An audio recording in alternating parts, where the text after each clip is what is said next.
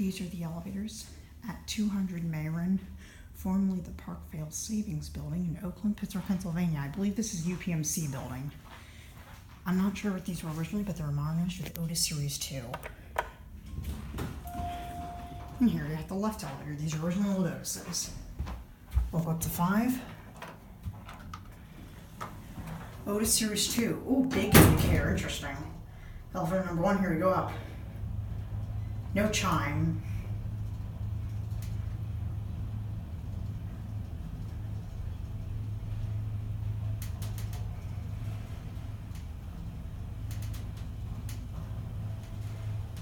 Here at 5, dinner is already lit. We'll go back down to 1, which is the lobby. ADA phone. Certificate. It's pretty dark in this elevator. I think some of the lights are burned out. Basic fake wood grain cabin case file. Alerts are out of service. Can't speak.